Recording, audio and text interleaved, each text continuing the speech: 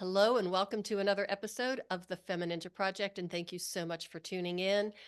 Boy, do I have an amazing and fascinating and very inspiring guest with me today. His name is Jonathan Tuteur. He is an executive coach, speaker, facilitator, and author of the recently published book titled Siezing Today. Jonathan lived a relatively normal life following a rare complication at birth as one of triplets until he had his first seizure at the age of 30. Over the next 14 years, he had more than 500 seizures. Wow. Spent over 40 days and nights in the hospital and over 200 medical tests. Now, after 3 brain surgeries, John shares his transformative journey through the complexity of epilepsy and how his condition ignited a passion for resilience, courage, and the human condition. John, thank you so much for being here and welcome to the show. Thanks so much for having me. Boy, I'm sure it did ignite a passion for resilience. You have to be incredibly resilient and courageous to go through what you've been experiencing over the past 14 years. 14 plus? Yeah, now 14 plus for sure. And those words were not part of my vocabulary. I just lived it. But so many people have used those words, so we'll go with it. But I think as I talk about in my book, I think there are people that are a whole lot more courageous. Because for me, I, you know, I had a choice about the brain surgeries for sure. My doctors weren't, didn't say you have to do this, but Mm-hmm. you know, living with uncontrolled seizures is not exactly a fun Oh. thing, especially with young kids and everything else. So walk us through what happened. Okay, so you are one of 3 triplets, and as you told me already before we started recording, at the time that the 3 of you were born, your mom had already had a boy, so he was 2.5, and she ended up having triplets. Yes, yeah, um, yeah, quite the shock to them for sure. And just really just an interesting way to grow up. Just the bonds and the closeness that you have. And as I learned later in life, when we were going through, my wife and I were going through our sort of baby journey, it is really dangerous, multiple births, extremely dangerous, not just to the fetuses, but to the mother.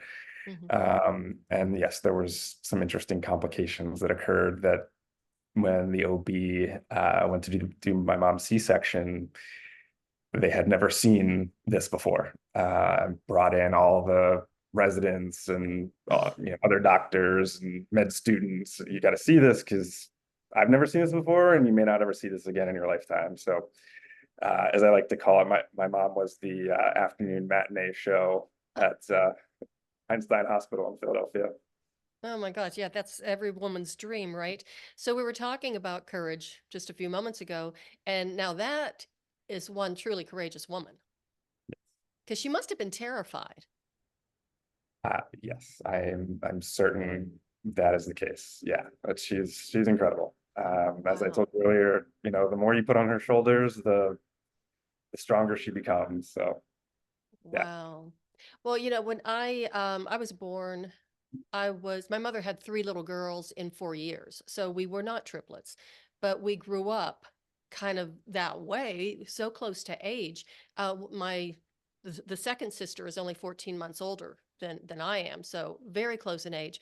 And what made me it was really cute when we were little is my mother would dress us alike. And every time we'd go someplace, we all had the same little outfits on, which was fine until my sisters outgrew theirs, and me being the youngest of the 3 and also physically smaller. I was never, as tall or as broad as they were. And I was wearing like the same outfit when I was 14, 15, and 16 years old. It's like, come on, come on. I'm sick of this thing. yeah.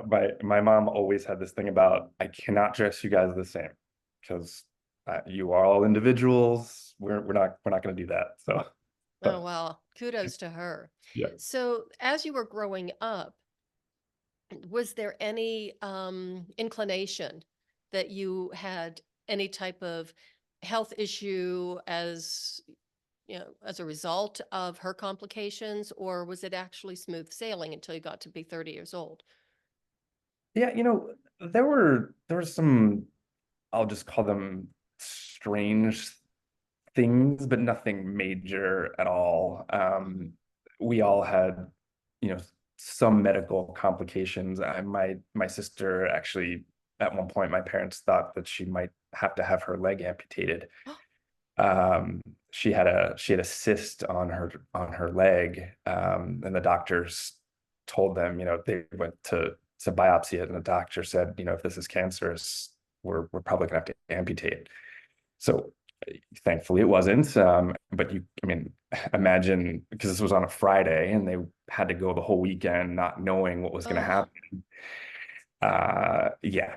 So, there definitely were some complications, but nothing to the extent of a mhm. seizure at 30 by any means. So when your sister had that cyst, how old was she at that time?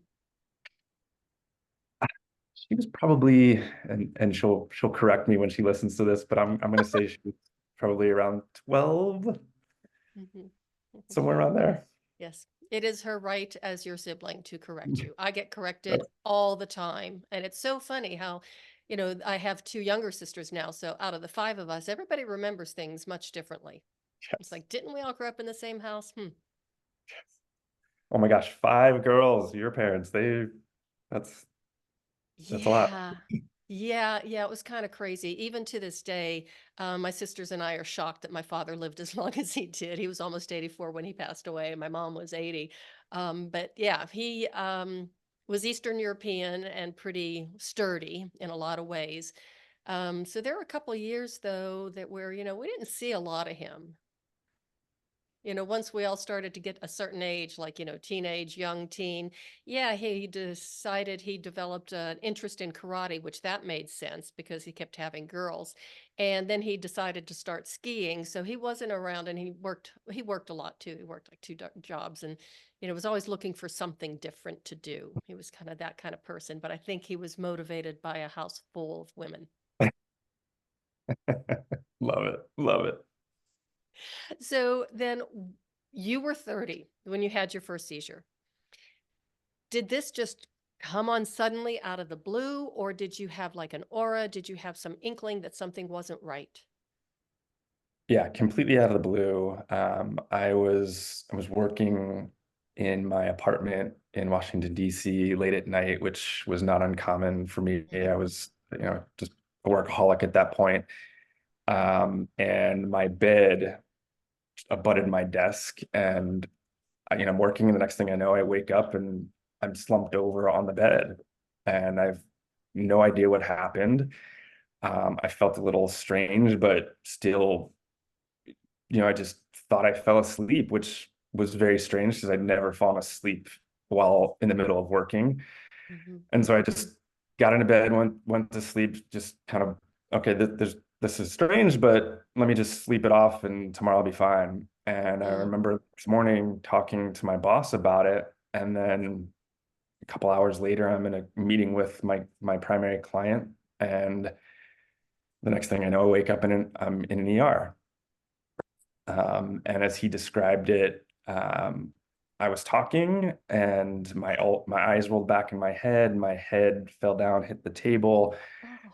fell down on the ground and shook a little bit. Mhm.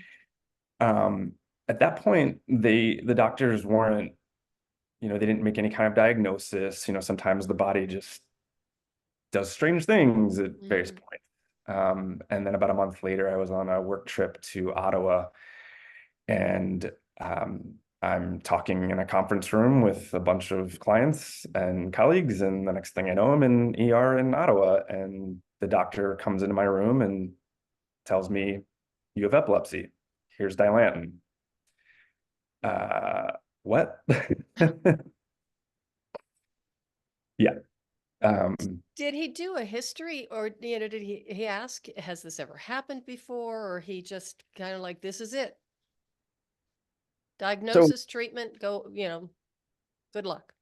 Yeah, he said essentially he said based on what was described to me. So I had a colleague Hmm. there with who described what had happened, and had mentioned that there was this one other situation she knew about at work, not what happened at home. He said based on what was described to me, you have epilepsy, and I was just so stunned that I'm still processing this, and he Hmm. clearly didn't want to have a conversation. He was out of there as fast as he Right. could get out.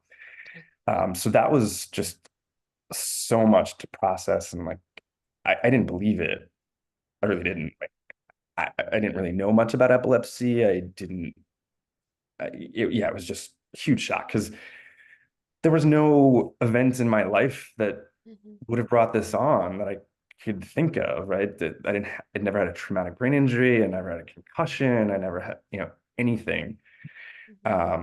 And so flew back home to DC, went to see a couple of neurologists, and the one I picked sort of said, this sounds like it could be, and I think it makes sense for you to go on medication, at least a small dosage, and let's see what happens. And then a few more seizures. Hmm. But then the medication controlled my seizures for a period of time. Hmm. But then they came back. The medication stopped working, and they came back with a vengeance, quite frankly. Wow. Yeah. Now, prior to that point, before you had your seizure, had you had any medical concerns or issues before, or were you just perfectly healthy? Yeah, I mean, pretty much perfectly healthy. I think, I had my tonsils out. Does that count? No, that doesn't count. Right, no, that doesn't count. Yeah, no, nothing medically really at all. Yes, this was just totally a major surprise. So when they came back with a vengeance, how old were you then? I mean, how much longer was that? What time had elapsed between that first seizure and then all of a sudden just getting railroaded? Yeah, it's probably a good 4 or 5 years later, and I mean Mm, there were certainly episodes in between there, but for the most part, like, that point in my life was just much more stress-free. And mm, stress is interesting. I think mhm, stress is a cause for so many different medical issues. Um, mhm, and I'll never forget having a conversation with one of the neurologists at Johns Hopkins who fought me like tooth and nail that stress there's no evidence, there's no research that shows that stress, is a trigger for epilepsy. And I mean, I've had conversations with so many people that say, yes, absolutely. So this was a very stressful time in my life. And just brand new, babies, and I would started a new business, and we were remodeling a house, oh and my just goodness. just a lot of things going on. Mhm. And that's when they really started to pick, and COVID, of course, don't forget about that. Oh yeah, hey, I can't forget that. Yeah, yeah. Jeez. But stress So for sure was one of the major I'm triggers. blown away that he said that stress, had nothing to do with it because I thought we all decided now over the years that the impact that stress has on our physical and mental health and well-being. Yeah, yeah. I mean, I really want to do this research study because I really think there absolutely is a correlation. Hmm. Um, Hmm. but yeah, there was a fun little back and forth with him on that. Oh, I'll bet. Yeah, kind of like a little tennis match, huh? Yeah, yeah. Did you switch physicians or did you stay with him?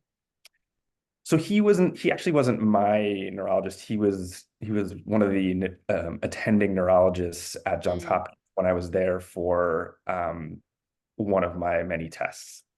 So So now you uh, say, as you're going through this, you were married with children. You were starting to build your family. yeah. So when I was first diagnosed at 30, wasn't married, no kids, Hmm. but yes, when it came back with a vengeance, yes, kids, married, yeah, all of that. Oh my goodness. So what was the trigger?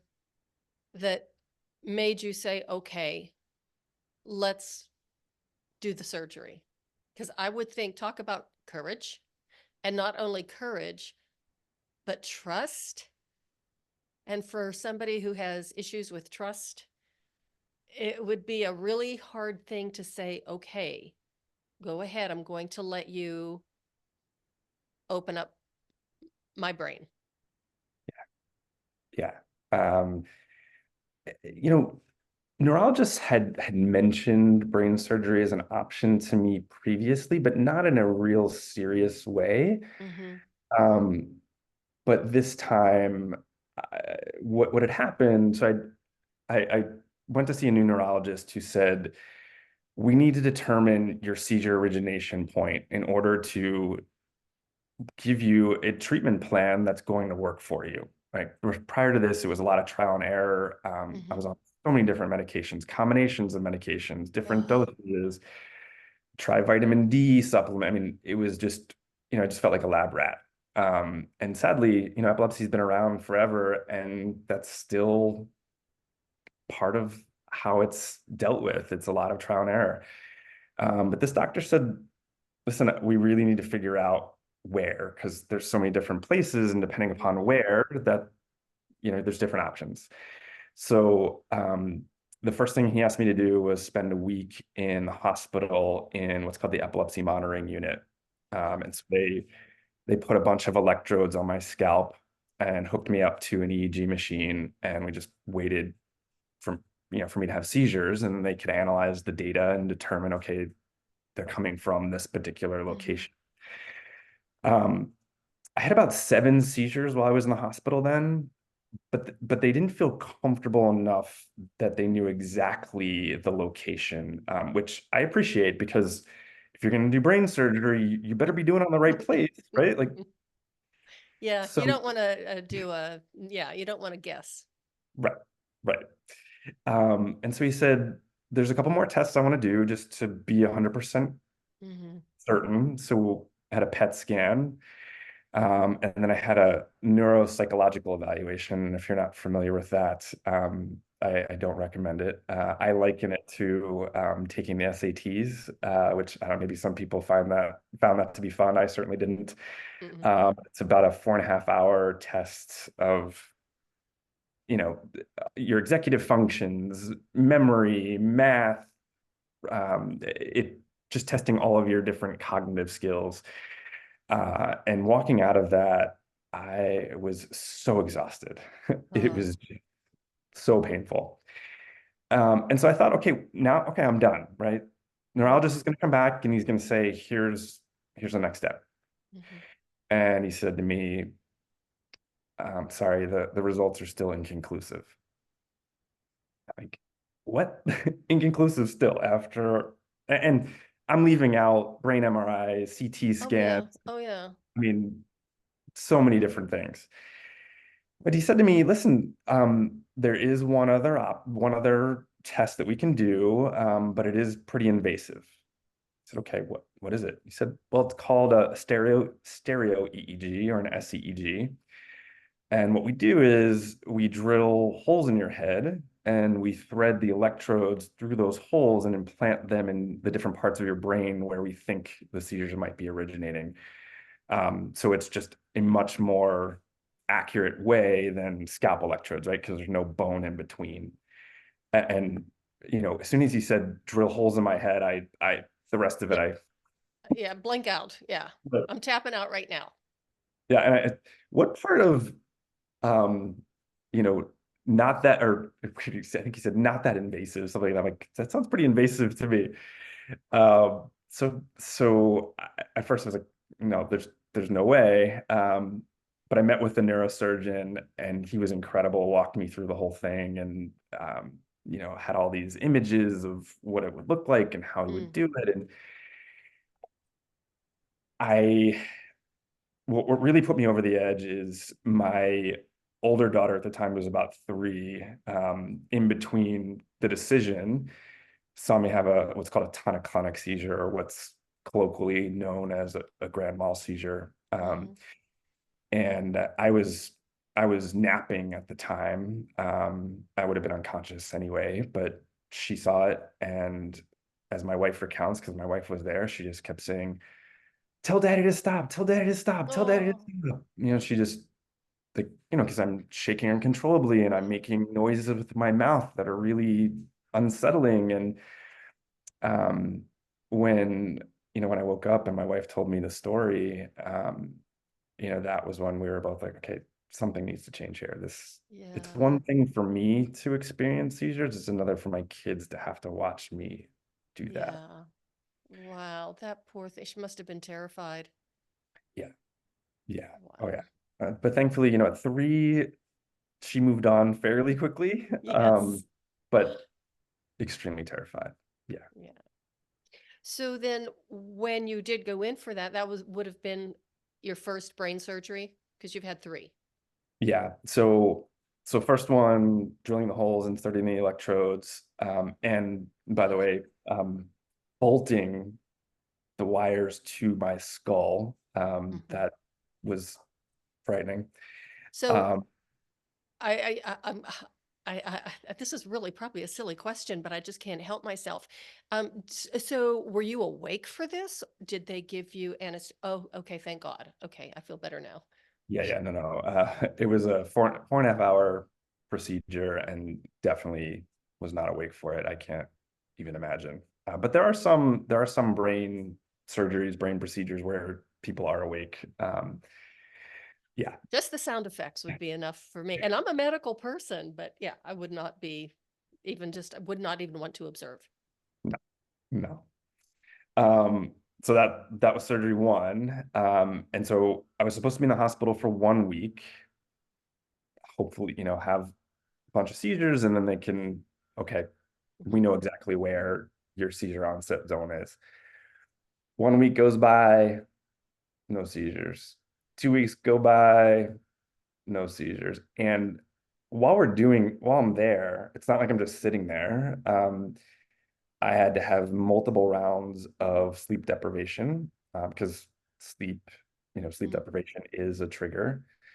Um, I, I mean, just various different things that weren't particularly fun. And 2 weeks go by, nothing. It's the end of the third week, Oh my God. and they wanted me to stay longer. And I said, listen, guys, and gals, I have a family at home. I have a job. I can't just continue to stay here. She said, okay, here's what we can do. We can induce a seizure through electrical stimulation. And at that point, I was, yeah, okay, great. I had anything to go home. And the morning, as my neurologist was walking into my room to start the electrical stimulation procedure, I had a seizure. And they looked at the data, and it all sort of lined up at that point. And I sort of wonder, and I talk about this in my book, but I wonder, if the fear from electrical stimulation triggered some stress, and then my I body. even made a note of that. I wrote down stress because that kind of just debunks the theory of the neurologist that said stress has nothing to do with this. I couldn't imagine how stressed and anxious and upset you must have been. Yeah, yeah, And your for, body knows, your body knows the truth. for sure, for sure. Um, so thankfully, I did not have to have electrical stimulation, and everything lined up, and it turned out that it was my seizure origination point is my non-dominant hippocampus. Hmm. And so at that point, there was one particular surgery that has a lot of high efficacy that they recommended, which is called laser ablation surgery.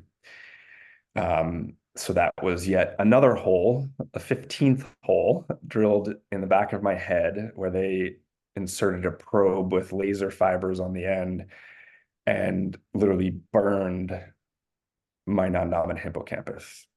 Another 4.5 hour procedure. So the second one was taking the electrodes out from the SEEG. The third was was the laser ablation surgery. Yeah. So, And when did um, you have that done? so it's about 2.5 years ago now Okay. was the third of the three surgeries. Yeah.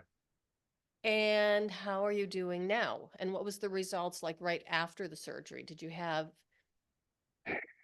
immediate, okay, there's a story here. There's definitely a story here. Yeah. I will never forget waking up post-op and the nurses putting me onto a gurney to wheel me back to my room in the epilepsy monitoring unit. And as they're putting me on the gurney, I'm having a seizure. And over the next couple of hours, again and again and again, I had a cluster of about 10 seizures. Oh, And all I can think about is, okay, I just went through with one of the scariest things ever. If you could have seen the legal documents that I had to sign for these surgeries, I mean, especially oh. the laser ablation surgery, I mean, essentially, like, Hmm. you could die from this. I mean, there were lots of other things too, but you might not wake up. Hmm. Ever. Um, right, ever, right. And uh, you know, what have I done? Like, I thought I just went through all this so that I wouldn't have to experience seizures again. Mhm. And so the neurologist or neurosurgeon came in and finally explained to me, listen, you know, this is not uncommon. You know, we were in there for a long time, poking and prodding and doing all kinds of things. And sometimes that's the brain's reaction. And I don't expect that this is going to continue. If it does, obviously that's a problem, but I think it's going to be okay. And he was right. After that point, I didn't have another seizure again until about a little over a year later, but only because I forgot to take my medication. Mhm. But ever since that third surgery and that cluster of 10 seizures, Mhm. since I've taken medication, I have not had a seizure. So that is something to celebrate. Well, yeah. But I want to go back to the cluster seizures because my understanding and from what I have witnessed, watching someone have cluster seizures, it's almost like you have a seizure and then you might have like a small respite and then another one comes on even stronger. And it's almost like there's an accumulative effect that each one gets, stronger and more, I don't want to use the word violent, but it gets worse, each one. They like build on each other. Yeah, that certainly can happen. I want to make a distinction.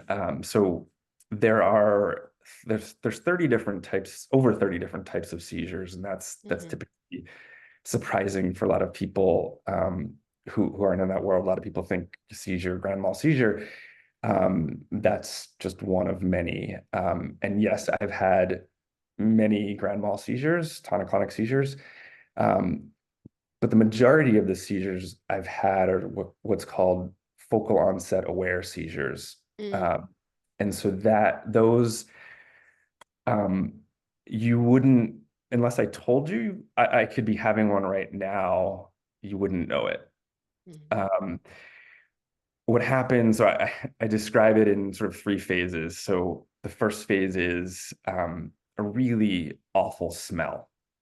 And I describe it in detail in the book, but it'll just take too long to describe because it's not a simple smell to describe, Mhm. but it's just awful. So I Mhm. start to get really nauseous. And then the aura.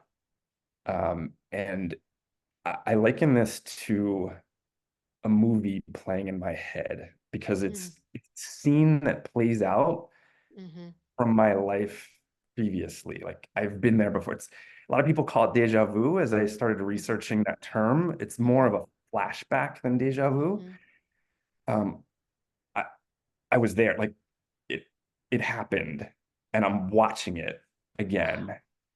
Um, and then the projector shuts off, the TV shuts off, and I get really hot and sweaty, particularly on my hairline, but in other places. And then the nausea continues and then sort of abates. And then, for a period of time, the way I describe it is just I'm just really dull.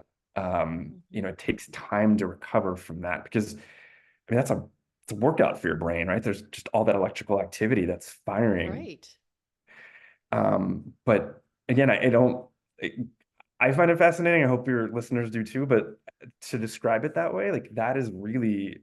I mean, I'm watching a movie in my brain from Mhm. something I've been through before. Like, I don't think most people would expect to hear that. So Mhm. it's sort of a crazy, crazy thing that our brains can do that. Well, the brain is an amazing organ. So then, John, when did you decide to write the book? And what was that, what was the catalyst that said, hey, I'm going to write about this. Writing a book sounds fun. Yeah. They said write a book. You know, again, over 40 days and nights in the hospital, and most of that where I couldn't move around freely because I've got wires coming out of my head. Even to just go to the bathroom, I had to call for a nurse to, escort me. And I love books. I love reading. So I was reading a ton while I was there. But then I just started to document just Mm, all of these sort of crazy things that have happened over that period of time. And I just thought to myself, like, I don't know, I just had to write about this. Like it was cathartic. hmm. And I went to see a good friend who's in the literary world, and I, presented this idea to him, and he said to me, "I love it. I have other people in the literary world that I want to introduce you to," and that's sort of how it got started. So. So, what was the process like of writing the book? Because as someone who's written some before, and especially my second book, the emotional roller coaster that I was on as I was writing, it was just crazy because it was right at COVID. And I was like, oh, I had the book already, I had the outline, and, I put it aside for 5 years. And it's like, well, there's nothing else to do. So I went down here in my girl cave and I started writing, and I was actually doubled over laughing so hard at something I was writing. I mean, it was just so funny, and I was down here for hours. Went up back upstairs, and next day I went back down and I started writing again, and I got all ticked off. And I was like, wait a minute, so I rode that roller coaster through the whole writing of the book. So what was it like for you? Yeah, definitely a roller coaster, and it took 2.5 years. Mm-hmm. So, there's that. I mean, I do have a full-time job and family, Mm-hmm. and no one was paying me to write this book. So, Mm-hmm. got to find the time.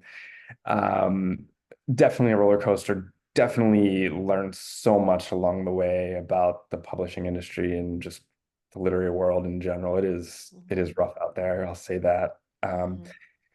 But for me, what I love memoirs. I love getting into people's heads and No experiencing. pun intended. Yeah, no pun intended, sure. Right. And just experiencing life through their lens. And that's really what I try to do in this book. And I just like emotions and feelings are just such a huge part of life. And so I really try to describe all of that as as much as I possibly can. Um, because I mean that's what life is all about. Mm-hmm. And the connections that I experienced and the people that I met along the way. And I love to laugh and cry and all the experience all the different emotions in reading a book. And I just hope that Mm-hmm. people will experience that when they read Seizing Today Mm-hmm. Well, let me ask you this: that how many kids do you have, too. and how old are they now? 6 and 4. Okay, so they're too young to really grasp the extent of your experience, what you went through. Yes, for sure. For sure. But it's documented. And of course, as they get older, they will read the book and probably ask you a lot of questions, I'm sure. Yeah. Yeah. My older daughter, she can articulate daddy's writing a book. She Mhm. actually wrote me a really beautiful note. I can't, something like, Daddy, I can't wait to read your book, something along those Oh. lines. Really sweet. And I dedicate it to them and my wife because Mhm. they're the loves of my life. Mhm. Yeah. But yeah, I'm super excited for them when they're old enough to be able to read it for Mhm. sure.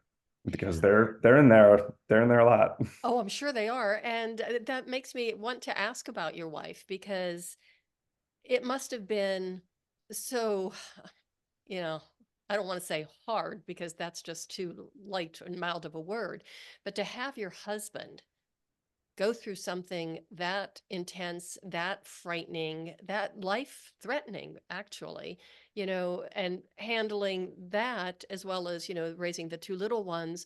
I mean, how did she pull through this? Yeah, she's just incredible. I'm so lucky that I somehow convinced her to marry me. She she somehow held everything together throughout all of this. Wow. She's just so incredibly strong. And yeah, I don't. I mean, she picked up everything while I'm lying in a hospital bed for that long, right? I mean, there was very little I could do. So yeah, she's an extremely special person. And yeah, uh, yeah, she's amazing. I don't know what else to say about it, but yeah. Okay. Well, and when you were talking about the 40 days and 40 nights in the hospital, I wrote this down too. That I thought, if John ever does a follow-up book, I would love the title 40 Days and 40 Nights. I mean, there's something very prophetic about that, and almost, poetic as well. Well, it's interesting you say that, because a lot of authors have said to me, "Oh, you're not just going to stop at one." And of course, Yeah. I was like, "There's no way I'm writing another book." And now, of course, I have a list of book ideas. But Yeah. I tell people that it's especially first-time authors. I said, well, it's like potato chips. You can't eat just one. Once you write your first book and you think, yeah, I'm done, I'm good. And then it's like, no, it's an addiction because it's storytelling, and I think that that's one of the reasons why I do the podcast is because if we can talk to each other and share our stories with the world, it brings us closer together, the human connection once again. And society and other forces out there are trying to separate us and trying to put barriers so we don't communicate and that we have nothing in common. And as human beings, we have a lot more in common than we think we do. I, I couldn't agree more, and that's one of the things I talk about that quite a bit. Um, there's so many more things that we are connected by that we just ignore because it's below the surface or we don't want Hmm. to Hmm. recognize it. Yeah, absolutely. But human connection again is what got me through all of this. Just Right. the people that showed up, Mm. wasn't, I mean, yes, my wife, incredible, but my parents who just dropped their lives to come in, help Julia with the girls, to come to the hospital, to be there at doctor's appointments, Mm. on and on and on. You know, so I do have a chapter where I talk about the 40 days and nights essentially, just so people can understand what it was like. It's brief because I don't think they want to know every intimate detail of what happened over those 40 days and nights, Yep. but um, one of my other favorite chapters, though, I'm a huge Mitch Albom fan. I don't know Mm. if and he wrote The Five People You Meet in Heaven and Tuesdays with Morrie, and Hmm. I have a chapter that I call The Five People You Meet in the Hospital plus one because there's actually six people that I talk Hmm. about. Hmm. But just again, just from a connection standpoint and Hmm. making it this on the surface, this horrible experience. Like, how could anybody survive 40 plus days and nights? And how, well, what choice do you have, right? A lot of people ask me that. And I Hmm. really try to focus on the positives and the connections and all of those other things. Because yeah, it sucks to have 15 holes drilled in my head and be there for 40, but there are there are silver linings in all of those Mhm. things. Wow. Well, it's an incredible story. I'm so glad that you came on the show and shared it with us. I'm especially glad that you look so healthy and vibrant, and your energy is just so positive, and the way that you look at life, because you have a different perspective when you go through something like that, don't you? Oh yes, absolutely, absolutely, totally different perspective. And you know where your priorities are. Yes, 100%. Yeah. And where can people find you? How can they get a hold of you, John? And where can they find your book and get your book? Yeah.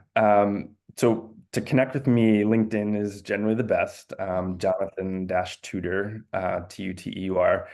By the time this is published, I will have johntutor.com up and running. No H in John's, just Jon. And that'll be a place where people can link to the book and just, see all the interesting pictures from the hospital and Mhm. post surgeries and all of that. I also have a Facebook where I post a lot of this stuff as well, under the same name. I do have an Instagram. I generally don't use that very much Yeah, Instagram's but tough. Yeah, it is but I've tough. had a lot of people encouraging me to do it more. So maybe by the time this is published, I'll have more on my Instagram site. Yeah. Okay. We'll see about that. So, Yeah. we are connected on LinkedIn. So once that website does go live, let me know, contact me, and I'll add it to the show notes. Okay. So I have Great. the link there in the show notes after, once you've got it up and running. So do you have any like final pearl of wisdom or message that you want to leave with the audience before we sign off? So, I sort of touched on this, but it's something that I really think is so important and how I really try to live my life. And the subtitle of my book is Discovering Purpose and Authenticity in a Life-Changing Diagnosis. Mm, okay. And it's funny, I share that with some people. I'm like, wow, it's really long. It's a mouthful. Yes. And um, one of the things that I learned from this whole experience was the importance of living an authentic life. I Mhm. pivoted my career into something that every day I wake up and I have to pinch myself because I love what I do. Oh. Uh, and again, I'm not sure that I would have had the courage to pivot and if I hadn't gone through some of this. So listen to your gut, right? I think that's another, maybe Mhm. that's a little bit trite, but my gut was always telling me when I was, my previous role, like there was just this friction. It's just something was off. Mhm. And now it all just feels right. So I just want everybody to be able to experience that. Excellent. Well, thank you again for being on the show, John. I've just loved meeting you, love the conversation, and love seeing how healthy you are. Thank you. I really enjoyed it as well, Cheryl. Really appreciate it. You're welcome. Everybody, thank you so much for listening. Wow, what a story. Incredible. But it just shows that the resilience that we really have deep inside of us, and the courage, especially when the going gets rough, like right now with my Colorado throat.